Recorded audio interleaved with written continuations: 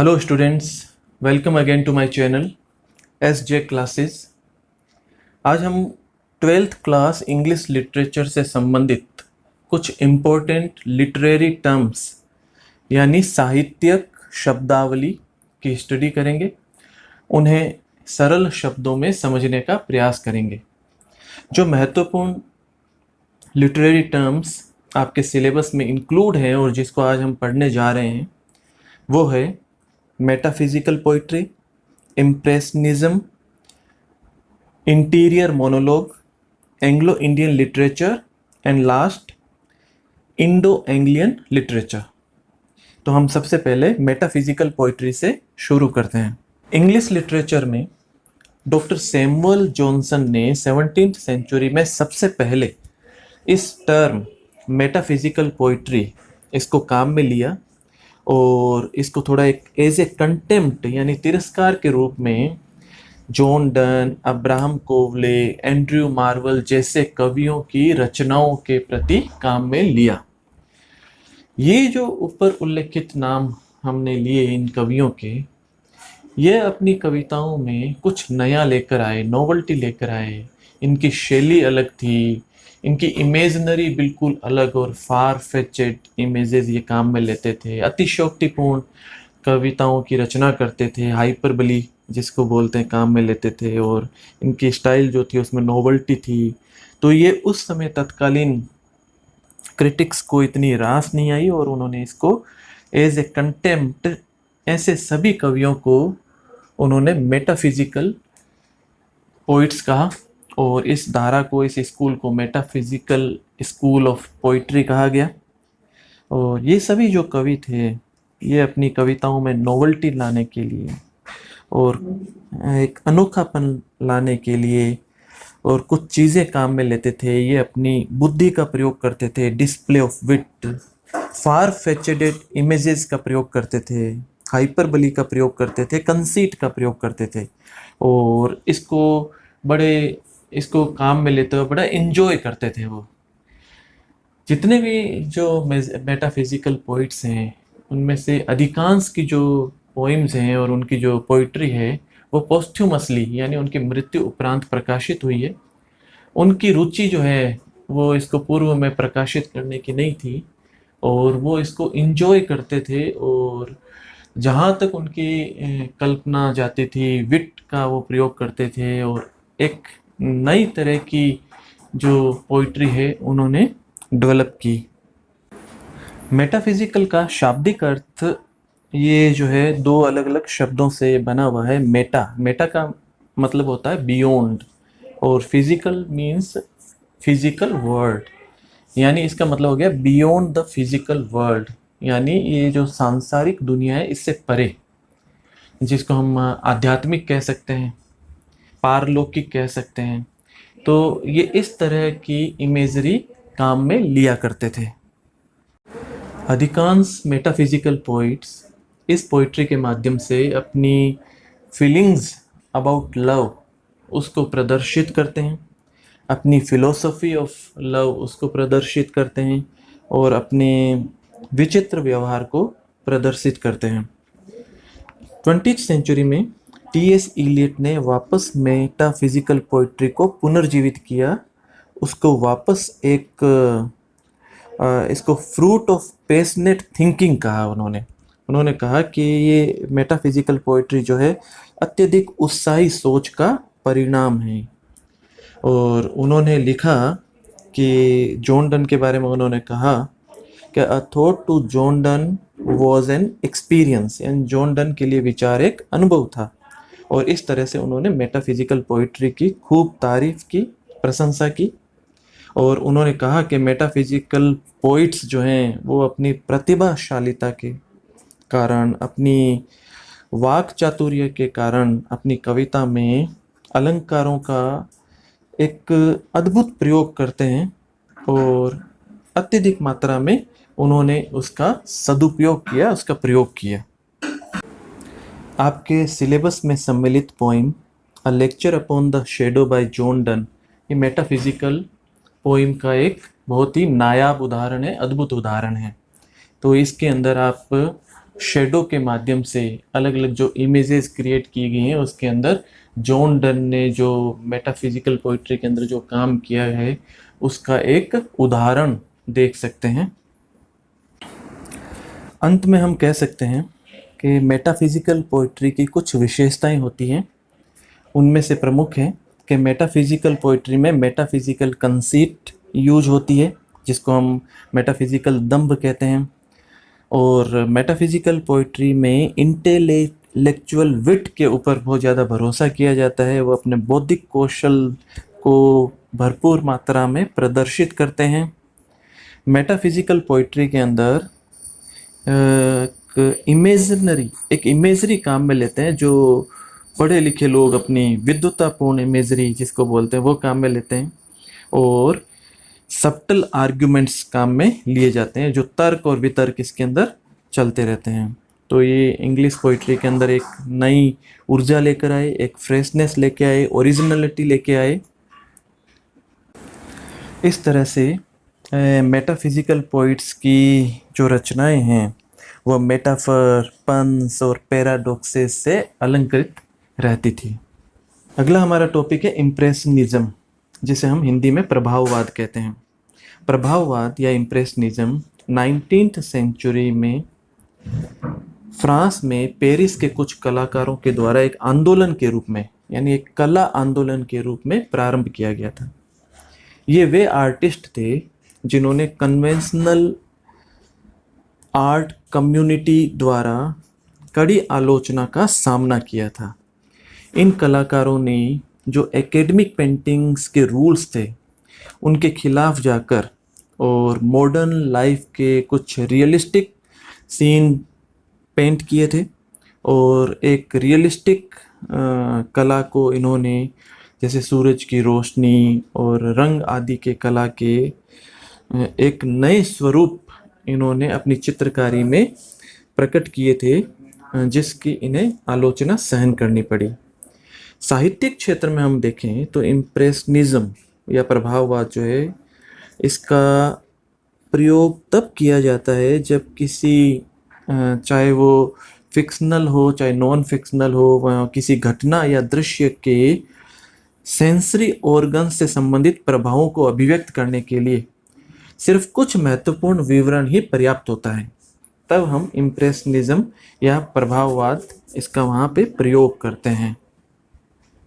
इसको ऐसे समझते हैं कि उस समय की स्थिति का लेखक या कवि जो है वो पूरी डिटेल में वर्णन नहीं करते हुए और सिर्फ कुछ प्रतीकों का, कुछ सिंबल्स का सहायता लेते हुए एक अस्पष्ट सा चित्र प्रस्तुत करता है, अस्पष्ट सा वर्णन प्रस्तुत करता है।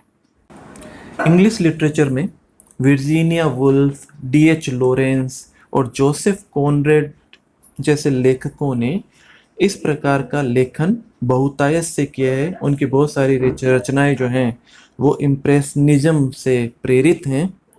वो किसी पात्र के, किसी कलाकार के मानसिक जीवन को बनाने वाली उनकी अभिव्यक्तियाँ, उनके संवेगों की व्याख्या करने की बजाय उसका वर्णन इस तरीके से करते हैं कि वो इम्प्रेशनिस्टिक या प्रभाववादी कहलाती हैं। इम्प्रेशनिस्टिक लिटरेचर की कुछ विशेषताएं होती हैं जिनके ऊपर हम विशेष ध्यान देंगे। सबसे पहले तो ये है कि ये नरेटिव स्टाइल में होती हैं और अस्पष्ट शब्दावली लिए होती है, एम्बिगुअस होती है। पूरा जो है दृश्य वो तुरंत समझ में नहीं आता है। उसके लिए पाठक को थोड़ा सा पास्ट में जाना होता है, थोड़ा उससे दूर जाना होता है, तब जाके उसके सामने दृश्य क्लियर होता है। ये इसकी पहली विशेषता। दूसरा, इसके अंदर जो भी घटनाएं घटित होती हैं उसके अंदर कुछ प्रतीकों के सहारे वर्णन किया जाता है। जो इसमें पात्र है उसके आँखों के माध्यम से किसी घटना का वर्णन कर दिया जाता है। उदाहरणतः वे उसका पूरा ब्यौरा नहीं देंगे, एक एक चीज़ के बारे में नहीं बताएंगे, कुछ चीज़ों के बारे में बता देंगे और सारा वर्णन जो है वो थोड़ा एम्बिगुअस सा, अस्पष्ट सा प्रतीत होता है। नेक्स्ट है इसमें कि इसमें घटनाएं जो हैं वो क्रॉनिकल ऑर्डर में नहीं होती हैं, यानी ये कवि जो है घटनाओं को क्रमबद्ध वर्णन करने से बचते हैं। वे पाठकों को घटनाओं की सूचना इस प्रकार से देते हैं कि उनका ध्यान सिर्फ इस ओर केंद्रित हो जाए कि घटना कैसे और क्यों होती है। कोई क्रम से घटनाएं उसमें वर्णन किया हो ऐसा कोई इसमें जरूरी नहीं होता है। हमारा अगला टॉपिक है इंटीरियर मोनोलॉग। इंटीरियर मोनोलॉग जैसा कि इसके नाम से ही हमें पता चलता है कि आंतरिक एकालाप है ये, और इसको सरल शब्दों में हम कहें तो जो पात्र है उसके मन में जो विचार चल रहे हैं उसको लिखित रूप में प्रकट करना ही इंटीरियर मोनोलॉग कहलाता है। चाहे वो ड्रामेटिक फिक्शन हो चाहे नॉन ड्रामेटिक फिक्शन हो, उसमें ऐसी नरेटिव टेक्निक, लिखने की ये शैली जो किसी पात्र के दिमाग में क्या चल रहा है, जो प्रोटेगोनिस्ट है, जो हमारा हीरो है, उसके दिमाग में क्या चल रहा है उसको लिखित व्यक्त करना ही इंटीरियर मोनोलॉग कहलाता है।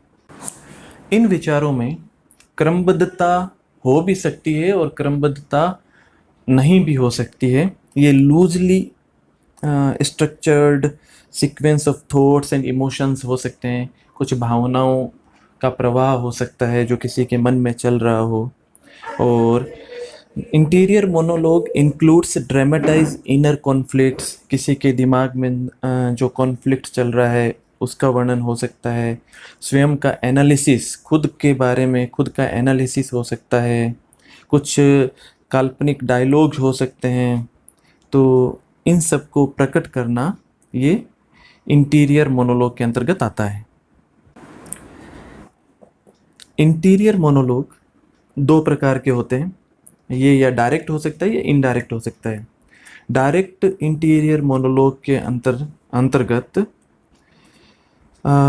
प्रत्यक्ष आंतरिक एकालाप होता है जिसमें लेखक की उपस्थिति नज़र नहीं आती है और चरित्र जो है, जो भी कैरेक्टर है, वो सीधा सामने आता है, वो सीधा अपना एक्सप्रेशन वहाँ पे व्यक्त करता है। और इनडायरेक्ट में लेखक जो है उसके बीच में कहीं ना कहीं चयनकर्ता के रूप में, वो सेलेक्टर के रूप में या प्रेजेंटर के रूप में या गाइड के रूप में या कमेंटर के रूप में, कमेंटेटर के रूप में बीच में उपस्थित रहता है। इंटीरियर मोनोलॉग को कई बार स्ट्रीम ऑफ कॉन्शियसनेस भी कह दिया जाता है, लेकिन interior monologue stream of consciousness से ज़्यादा विस्तृत है। और इंटीरियर मोनोलॉग के अंदर हाफ थॉट्स, इम्प्रेशंस और एसोसिएशंस जो कैरेक्टर के कॉन्शियसनेस से संबंधित है, उसकी जागरूकता से संबंधित है, वो सभी इसके अंदर सम्मिलित है। इतना विस्तृत रूप स्ट्रीम ऑफ कॉन्शियसनेस का नहीं रहता है। और साथ ही लिटरेचर में इंटीरियर मोनोलॉग जो हैं वो सोलिलॉग और ड्रामेटिक मोनोलॉग के बहुत नज़दीक हैं। और 20th सेंचुरी के जो साइकोलॉजिकल नॉवल है उसमें इंटीरियर मोनोलॉग का बहुतायत से प्रयोग किया गया है। अब आगे हम एंग्लो इंडियन लिटरेचर और इंडो एंग्लियन लिटरेचर के बारे में पढ़ेंगे और इन दोनों में बेसिकली क्या डिफरेंस है उसका हम अध्ययन करेंगे और इसके ऊपर थोड़ा विशेष ध्यान देंगे।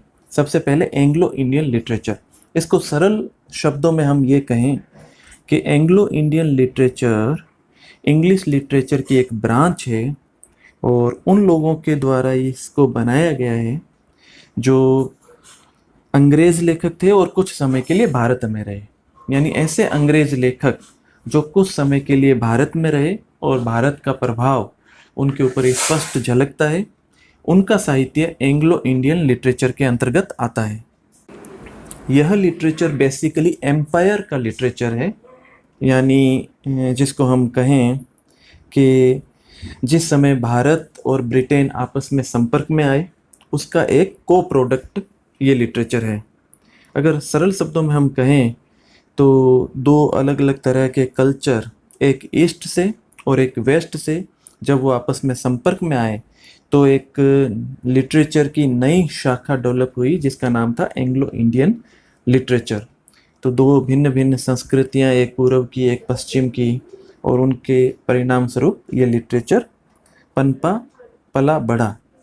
और E.F. ओटन ने इस साहित्य की मुख्य विषय वस्तु के संबंध में बताया है कि सबसे पहले तो इसके अंदर एक भाव हमेशा प्रेजेंट रहता है, वो है ever present sense of exile, यानी निर्वासन का भाव, पहला। दूसरा, इसके अंदर an interest in Asiatic religion, यानी एशियाई धर्मों में रुचि, इसमें वो विषय वस्तु पाई जाती है। तीसरा है इसके अंदर humorous sides of Anglo Indian official life, क्योंकि ये लोग ज़्यादातर एंग्लो इंडियन ऑफिस से संबंधित थे, तो वो ऑफिशियल लाइफ उसका एक हास्यास्पद पक्ष यहाँ पर पाया जाता है। और चौथा इसमें जो पक्ष पाया जाता है वो पाया जाता है Indian native life and scenery, Bharat की जो प्राकृतिक दृश्यावली है, भारत का जो जीवन है, वो इनके साहित्य में पाया जाता है। इस साहित्य के जो सबसे बड़े हस्ताक्षर माने जाते हैं, सबसे बड़ा नाम जो माना जाता है वो है रुडयार्ड किपलिंग का, जो 1865 टू 1936 जिनका जीवन रहा, और साहित्य के क्षेत्र में जिन्हें नोबेल पुरस्कार मिला। और यह जो ब्रांच है इंग्लिश लिटरेचर की, यह 20th सेंचुरी के जो इनिशियल कुछ एक डिकेड्स थे उसके अंदर बहुत ज़्यादा फली फूली पनपी, उसे उस समय को इस ब्रांच का स्वर्ण काल भी माना जाता है। और जब भारत पर अंग्रेज़ों का अधिकार समाप्त हो गया तो स्वाभाविक है कि ये ब्रांच भी समाप्त होगी, एंग्लो इंडियन लिटरेचर का उस समय अंत हो गया। नेक्स्ट टर्म हम देखते हैं इंडो एंग्लियन लिटरेचर। नाम से पता चल रहा है इंडो एंग्लियन लिटरेचर, यानी ऐसे भारतीय जो अंग्रेजी में लिखते हैं, उनके साहित्य को इंडो एंग्लियन लिटरेचर कहते हैं।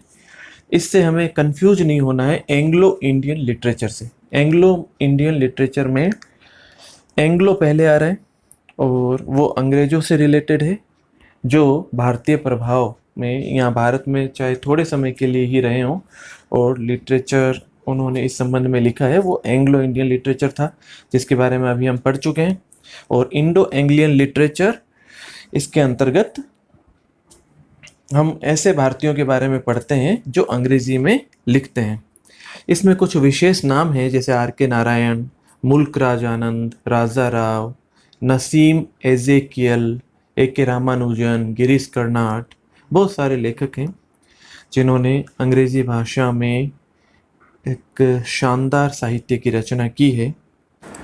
इस शाखा में ऐसे भारतीय लेखक भी सम्मिलित हैं जो भारतीय मूल के हैं, लेकिन वो दूसरे देशों में रहते हैं और अंग्रेजी साहित्य के साधक हैं, अंग्रेजी में लिखते हैं।